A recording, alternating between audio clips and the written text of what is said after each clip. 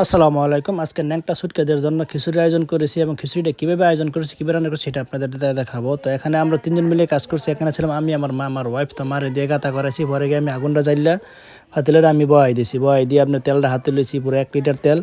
তো পাতিলে ১ লিটার তেল দিয়ে দিছি। পরে আমরা পেঁয়াজ লইছি এবং রসুনটা দিয়ে দিছি। পরে পেঁয়াজটা দিয়ে দিছি। পরে এটা সুন্দর করে এটারে পালা করে লাড়াচাড়া দিয়ে আনবো। আনাইয়া পরে গিয়ে তেজপাতা এবং গরম মশলা দিয়ে দিছি, দেখতে আছেন। পরে গিয়ে একটা মশলা রেডি করবো। এখানে ছিল লবণ, ছিল হলুদ, ছিল মরিচের ফাঁকি এবং দিয়ে দিই মুট্টু জিরার ফাঁকি। পরে দিই আদা দিয়া এটারে পানি দিয়ে বার করে গুললে আপনার মনে করেন ওই যে রসুনের ইয়াতে ছিল সেটা ভাতলে দিয়ে দেবো, দিয়ে একটা মশলা পুরো রেডি। পরে আপনার যে মুরগি ছিল মুরগি আমরা দিয়ে দিয়েছি, দিয়ে এটা ভালো কষানোর পরে আপনার দিয়ে দেবো যে সাইলটা দিয়ে কষানোর পরে একটা গেরানা নামো, কারণ এটা নতুন স্টাইলের খিচুড়ি রান্না। আগে এবার অন্যভাবে রান্না করা, তো আমি অন্যভাবে রান্না করছি। তো প্রায় মুরগিটা হয়ে গেছে পরে গিয়ে আপনার পানি দিব চাউলের উপরে পরিমাণ মতো এক ডেক। পরে দেখছেন আলু দিয়ে দিচ্ছি একটু মজা লাগে। আলু দেওয়া দেওয়ার পর পরিমাণ মতো লবণ দিয়ে দেবো, ছিটাইয়া লবণ দিয়ে ডেকটা ডাকিয়ে দেবো। এক পা গাইলে পরে আমরা সবজি দিয়ে দেবো।